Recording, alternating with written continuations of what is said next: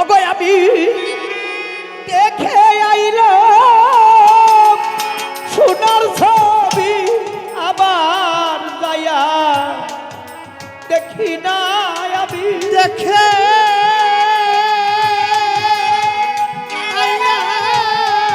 সোনার ছবি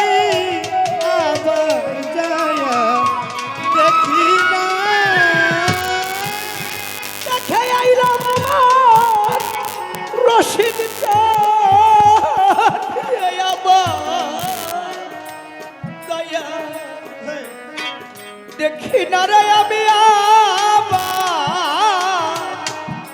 আইসা দেখি না জানি না তুমি এমন করে ছেড়ে যাইবা বাজার।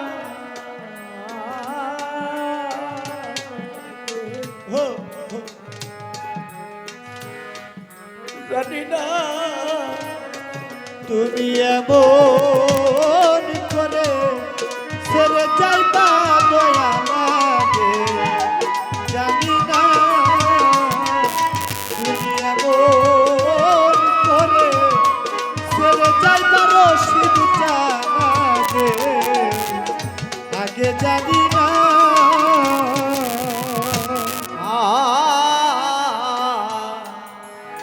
একটি বাসা দুটি পাখি রশিদ বাবারে একটি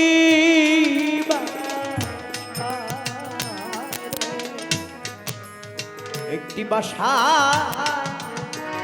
দুটি পাখি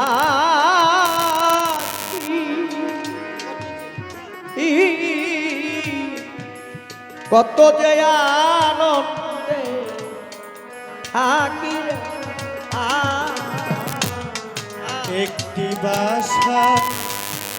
দুটি পাখি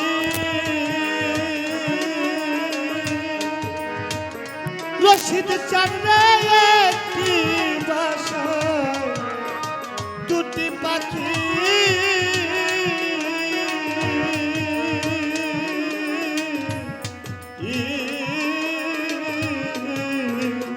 রশিদ বাজার কত যে আনন্দে থাকে গো ও শাহজাহান ভাই একটি বাসা দুটি পাখি কামাল ভাই মিন্টু ভাই রে একটি বাসা দুটি পাখি অদরতি কত যে আদর রাখি রে ওগো এখন তুমি কোথায় আমি কোথায় গেলে কেউ তো দেখি না ওরে তুমি কোথায় আমি কোথায় কেউ রে কেউ আর দেখি না তুমি কোথায় রে তুমি কোথায় আমি কোথায় কেউ রে কেউ তো দেখি না রে বাজান কেউ রে কেউ তো দেখি না বাজান জানি না তুমি এমন করে ছেড়ে যাইবা দয়া লাগে জানি না রশিদ চান এমন করে ছেড়ে যাইবা দয়া লাগে জানি না দয়া তাকে বলছে তাকে আর বাস্তবে কি মিলাই দেখবে আজ থেকে 30 বছর 40 বছর আগে এক মায়ের ঘরে 12 জন 14 জন 16 জন এমন সন্তান হয়েছে। বেশি ছেলে সন্তান যাদের ওই মা বাবার কাছে থেকে ছেলে সন্তান আদর কিন্তু বেশি একটা রকম পায় নাই, অভাব ছিল। অভাব ছিল না, হ্যাঁ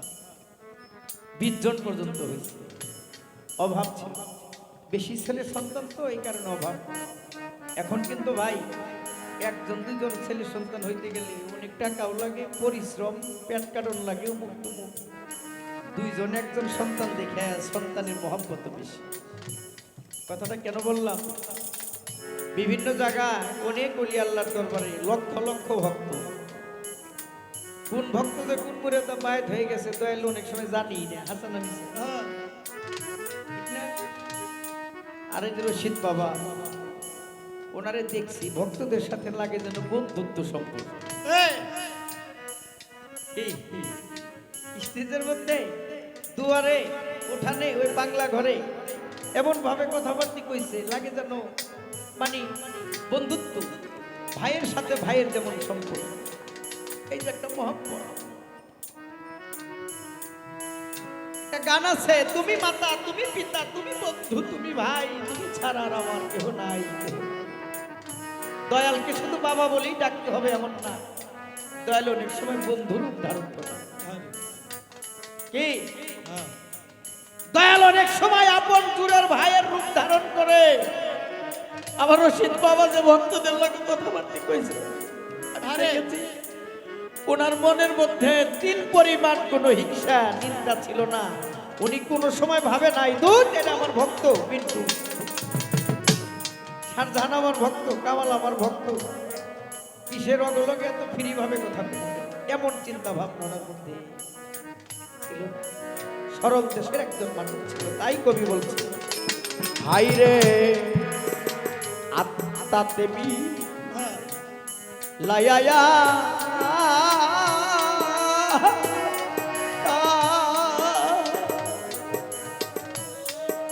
আমার রশিদ বাবা আমি কইছি কত কথা রে আমার আত্মা প্রেমী ছায়া আত্মা রশিদ চাহা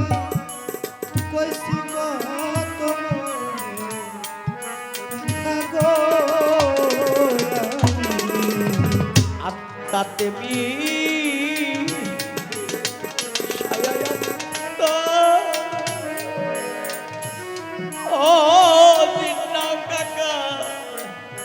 রশিদ বাজানের সনে কইছি কত মনে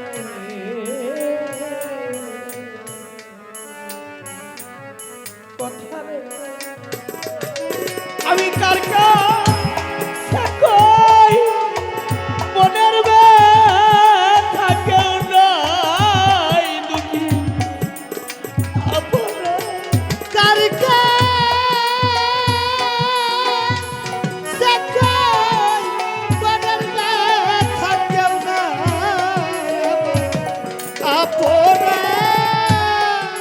কার কাছে কইয়া দুমুল্লা ভাই রে আমার এই কষ্টের কথা ভাবে কেউ নাই রশিদ বিনে, আপনা জগতে কেউ নাই দয়াল বিনে, আপনায় জানি না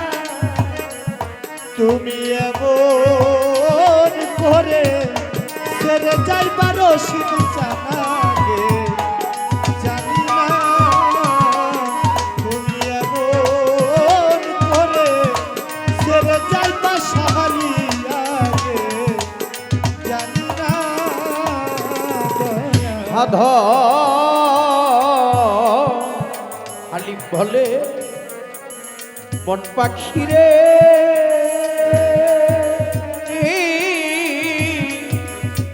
তুই তো একদিন যাবি ছেড়ে রে। ওরে সাধক হালি বলে মন পাখি রে আরে ওরে পাখি তুই তো তো একদিন যাবি ছাইরা রে সাধক হালিম বলে মন পাখি রে ও পাখি তুইও একদিন থাকি রে ও গো আমার কি লাভ হবে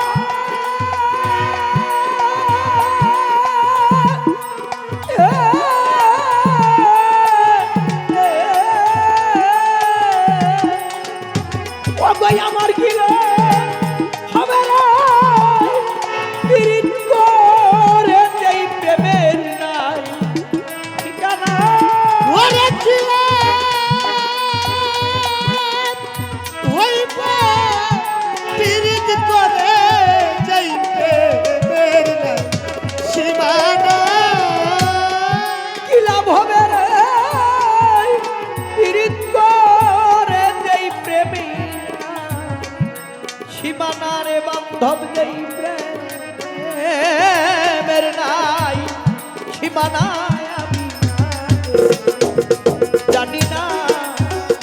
ও তুমি এমন করে ছেড়ে যাইবা দয়া লাগে জানি না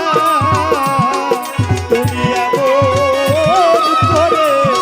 ছেড়ে যাইবা রশিদ জানাবে জানি না আমি দেখে আইলাম রশিদ চাঁদ রে আমার দয়া দেখি না ওরে দেখে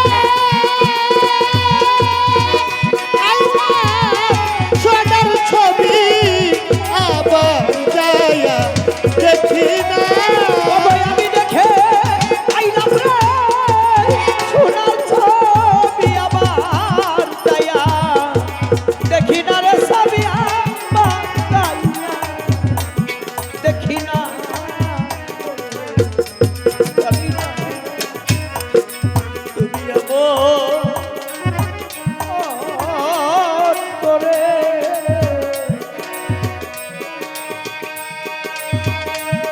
ছেড়ে দাও